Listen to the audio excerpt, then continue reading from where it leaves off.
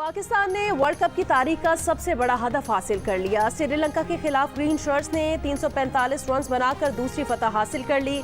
Mega event में अपना पहला ही मैच खेलने वाले अब्दुल्ला शफीक ने 113 रन बनाए और मोहम्मद रिजवान ने तो कमाल ही कर दिया। 131 रन की नाकाबिले शिकस्त इनिंग्स खेली और हदफ 10 गेंदों पहले 4 विकेटों पर पूरा कर दिया।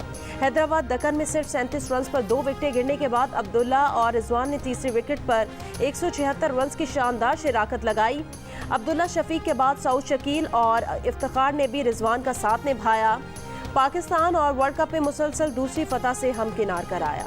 श्रीलंका के खिलाफ प्लेयर ऑफ द मैच का अवार्ड जीतने वाले मोहम्मद रिजवान ने नाकाबिले फरामोश इनिंग्स खेली। 121 गेंदों पर 131 रन की नाकाबिले शिकस्त इनिंग्स ने पाकिस्तान समेत भारत में भी शायकीन के दिल जीत लिए।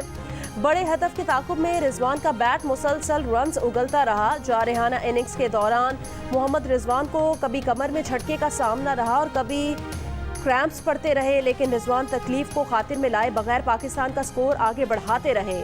मैच के बाद शायकीन और साथी खिलाड़ियों का मोहम्मद रिजवान को खिराज तहसीन।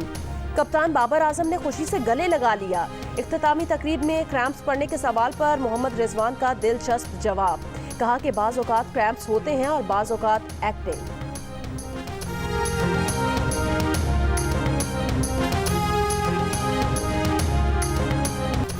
वर्ल्ड कप का पहला ही मैच खेलने वाले अब्दुल्ला शफीक ने पाकिस्तान को वर्ल्ड कप की तारीख के सबसे बड़े रन चेज की तरफ ले जाने में बुनियादी किरदार अदा किया। बाबर आजम और इमामुल हक की नाकामी के बाद अब्दुल्ला का सैकड़ा और रिजवान के साथ 176 रन की पार्टनरशिप ने जीत में बुनियादी किरदार अदा किया। अब्दुल्ला शफीक ने 10 चौका और 3 छक्कों की मदद से 113 रन बनाए। 6 छक्के 14 चौके सिर्फ 77 गेंदों पर 122 रन। पाकिस्तान को श्रीलंकन बल्लेबाज कौशल मेंडिस के 2 कैच छोड़ना इंतहाई महंगा पड़ गया। 5वें ओवर में शाहीन शाह आफरीदी अपनी ही गेंद पर कौशल का कैच ना पकड़ सके। 7वें ओवर में इमामुल हक ने कौशल का कैच ड्रॉप किया। समारा विक्रमा ने 108 रन बनाए। श्रीलंका ने पहले खेलते हुए 9 विकेटों के नुकसान पर 344 रन बना डाले। हसन अली ने 71 रन के एवज 4 विकेटें हासिल की। हारिस राउफ ने 2, शाहीन, शादाब और नवाज ने एक खिलाड़ी को आउट किया।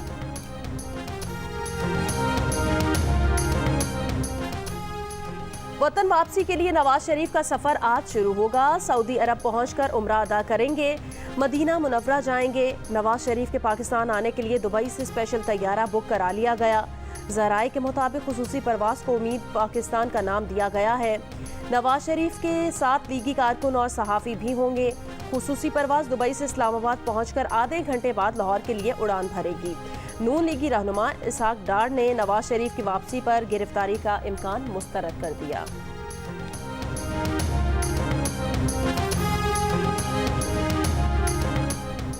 पाकिस्तान मुस्लिम लीग नून की चीफ ऑर्गेनाइजर मरियम नवाज का कहना है, हर बार की तरह इस बार भी नवाज शरीफ पाकिस्तान को ठीक करके दिखाएंगे। नवाज शरीफ का साथ महंगाई से निजात की जमानत है। लाहौर में यूनियन काउंसिल के अहदेदारों और कारकुनान से मुलाकात, कहा कि अवाम के वोट से नवाज शरीफ चौथी बार वजीर आजम बनेंगे। नून लीग के सदर शहबाज शरीफ ने कहा कि 21 अक्टूबर को घरों से निकलें और पाकिस्तान की मौशी तरक्की के मेमार का भरपूर इस्तकबाल करें। मुस्लिम लीग नून के रहनुमा ख्वाजा आसिफ का सियालकोट में वर्कर्स कन्वेंशन से खिताब, कहा अब इलेक्शन नजदीक हैं, हल्का बंदियां हो गई, इलेक्शन जरूर होंगे। जनवरी के आखिरी अशरे में इलेक्शन है, वोट को इज्जत मिलेगी।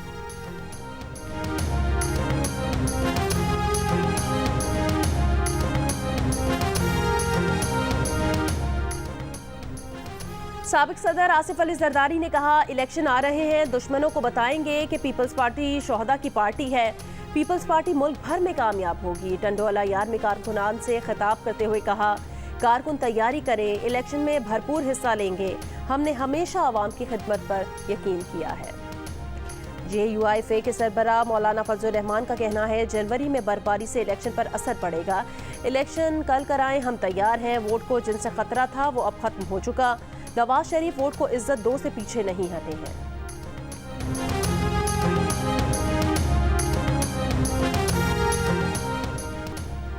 निगरां वज़ीर आज़म अनवारुल हक काकड़ की सरबराही में वफाकी काबीना का इजलास आज होगा। मुल्क की मौशी और इक्तसादी सूरत-ए-हाल समेत अहम उमूर पर गौर किया जाएगा। अमन व अमान की सूरत-ए-हाल पर भी गौर किया जाएगा।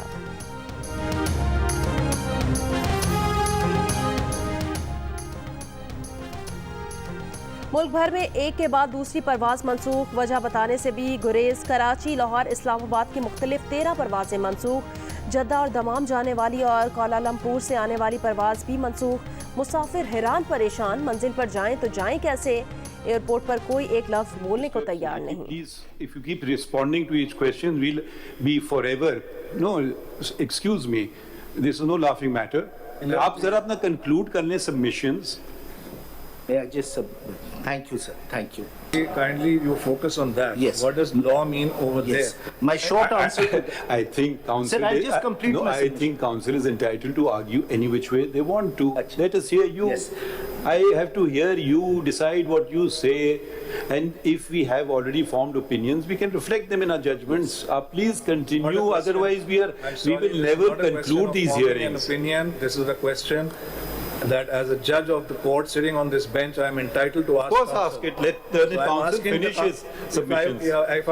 If I'm interrupted all the time, I'm sorry to say, sir, that is not proper. I think the interruption is of learned council. चलिए learned council, आप आगे बढ़ें. I am asking counsel a question, which is my right to ask the counsel. If he wants to answer After it, he doesn't concludes answer his submissions with If the he greatest wants of to or respect. Doesn't want to, that's his issue. That's not my issue. You understood the question. Supreme court में practice and procedure act की समाअत आज भी होगी। गुज़श्ता रोज समाअत के दौरान chief justice काजी फाइज ईसा और justice Munib Akhtar के दरमियान तलखी। MKM के वकील के दलाइल के दौरान जस्टिस मुनीब का सवाल पर चीफ जस्टिस ने टोक दिया। वकील से कहा, बेंच के सवालात का जवाब देने की बजाय अपने दलाइल जारी रखें। हर सवाल का जवाब देंगे तो समाअत मुकम्मल नहीं हो सकेगी। अगर किसी ने अपना जहन पहले ही बना लिया है तो वो अपने फैसले में लिख दे। आप पहले अपने दलाइल मुकम्मल कर लें, फिर तमाम सवालात के जवाबात दे दीजिए। इस पर जस्टिस मुनीब अख्तर ने कहा कि उनके हर सवाल में मुदाखलत की जाती है। सवाल पहले से जहन बनाने का नहीं है, बल्कि इस बेंच का हिस्सा होने के नाते सवाल करने के हक है। मुझे सवाल पूछने से रोका जाएगा तो बेंच में बैठने का क्या फ़ायदा। चीफ जस्टिस ने कहा कि वकील के दलाइल में बार बार मुदाखलत की जा रही है। आप सवाल कर सकते हैं, लेकिन पहले वकील दलाइल तो मुकम्मल कर लें।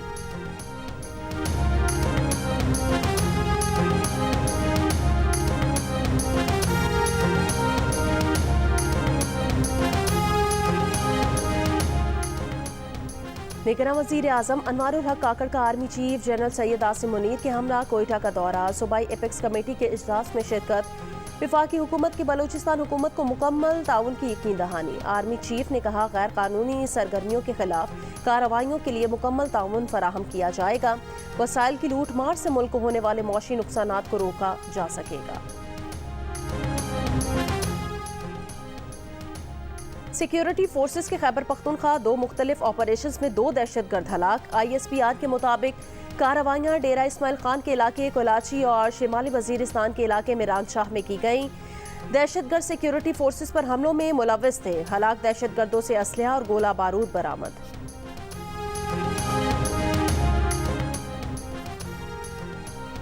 खैबर पख्तूनख्वा में आबाद अफगान महाजरीन की वतन वापसी जारी। 30 बरस की सुहानी यादें लेकर अफगान खानदान आबाई वतन रवाना। अज़ाखेर रिपेट्रिएशन सेंटर से जाने वाला घराना पाकिस्तान और पाकिस्तानियों की मोहब्बत से सरशार। दोनों हमसाया ममालिक के दरमियान बेहतरीन ताल्लुकात के लिए दुआ गो।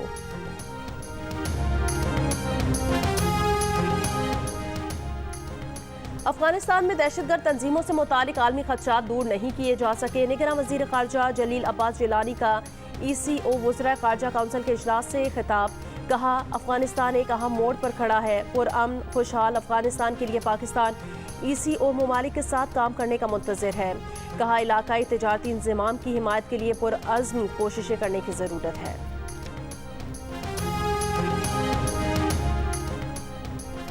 चीन में 17 अक्टूबर से शुरू होने वाले बेल्ट एंड रोड फोरम में रूसी सदर पुतिन समेत कई आलमी रहनुमाओं की शिरकत मुतवक्के। बेल्ट एंड रोड मंसूबा शुरू होने के 10 साल मुकम्मल होने पर इवेंट का इनेकाद। चीनी वज़ारत ख़ारजा का कहना है, ताउन और मुश्तरका तरक्की के लिए BRI में शरीक ममालिक का बीजिंग में खैर मकदम करते हैं। इसराइल का हमास के अल-क़स्साम ब्रिगेड के सरबराह के घर पर हमला। सुप्रीम कमांडर मोहम्मद अल-ज़ीफ के वालिद, भाई, भतीजे और पोती शहीद। इसराइली जाहियत से जांबाग फ़लस्तीनियों की तादाद 900 से बढ़ गई। जख्मियों की तादाद 4,500 तक जा पहुंची। गजा पर बमबारी में ममनुआ सफ़ेद फॉस्फोरस का इस्तेमाल भी शुरू कर दिया। फलस्तीनी वजारत खारजा के मुताबिक आलमी सतह पर पाबंदी के बावजूद फलस्तीनियों पर सहनी फौज सफ़ेद फॉस्फोरस के रॉकेट फेंक रही है। सिर्फ एक इमारत के मलबे से बच्चों और खवातीन समेत 15 अफराद की लाशें निकाल ली गईं। मगरबी किनारे में 21 फलस्तीनी शहीद। जबालिया कैंप में इमाम अली मस्जिद को भी बमबारी करके शहीद कर दिया गया। इसराइली फौज के हमलों में शहीद अफराद में सहाफ़ी भी शामिल। 4 रोज़ा जारहियत के दौरान गजा में 22,639 घर तबाह, 10 अस्पतालों और 48 स्कूल्स को भी निशाना बनाया गया। जहां बहक फलस्तीनी सहाफ़ी के जनाजे में बड़ी तादाद में लोगों की शिरकत। मोहम्मद सबूह की मैयत पर उसका कैमरा भी रख दिया गया। सरबरा UN ह्यूमन राइट्स का कहना है इसराइल की जानिब से गजा का मुकम्मल मुहासरा जंगी जुर्म के जुमरे में आता है।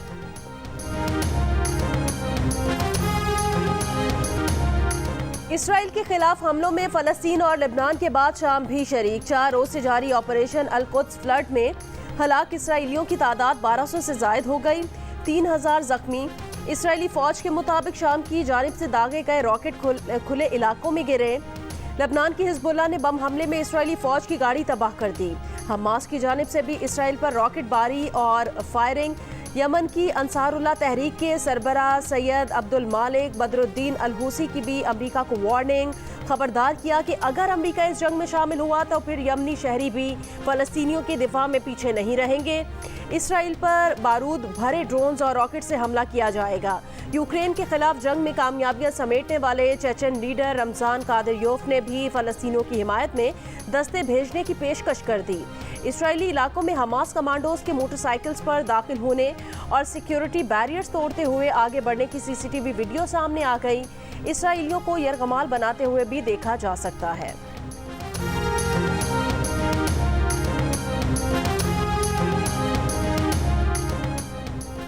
फलस्तीनियों पर बमबारी के लिए अमरीकी असलहे से भरा तैयारा इसराइल पहुंचा दिया गया। दूसरा बहरी बेड़ा भी इसराइल भेजने पर गौर। अमरीकी कौमी सलामती मुशीर कहते हैं ताहाल अमरीकी फौज तैनात नहीं की जा रही। अमरीकी वजीर खारजा एंटनी ब्लिंकन आज इसराइल के लिए रवाना होंगे। इसराइली वजीर आजम का अमरीकी सदर से राब्ता, कहा होलोकॉस्ट के बाद ऐसा मंजर नहीं देखा। अमरीकी सदर कहते हैं इसराइल की दिफाई ज़रूरियात को यकीनी बनाएंगे। फौजी इमदाद बढ़ाने का ऐलान, कहा हमलों के बाद मुमकिना इलाकाई खतरात को रोकने के लिए इक़दामात कर रहे हैं। हमास की जवाबी धमकी, वाज़े किया कि कब्जे के खिलाफ मुज़ाहमत फ़लस्तीनियों का हक है। मुक़द्दस मकामात का दिफा और कब्जा ख़त्म करा के ही दम लेंगे।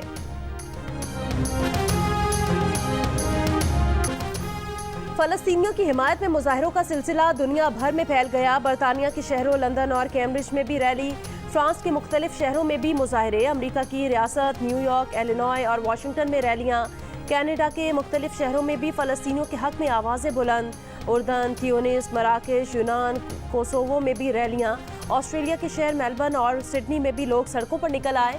जनूबी अफ्रीका से अर्जेंटीना तक गजा के मजलूम अवाम के हक में नारे, फ़लस्तीनियों की हिमायत में यहूदियों की भी रैली। क्रिकेट वर्ल्ड कप में आज भारत का मुकाबला अफगानिस्तान से होगा। मैच पाकिस्तानी वक्त के मुताबिक 1:30 बजे अरुण जेटली स्टेडियम दिल्ली में खेला जाएगा। वर्ल्ड कप में इंग्लैंड ने बांग्लादेश को 137 रन से हरा दिया। पहली कामयाबी के साथ रन रेट कुछ बेहतर कर लिया। डेविड मिलान की 140 रन की जारहान इनिंग्स की बदौलत इंग्लिश टीम ने 9 विकेटों पर 364 रन बनाए। जवाब में बांग्लादेश की टीम 277 रन बनाकर आउट हो गई।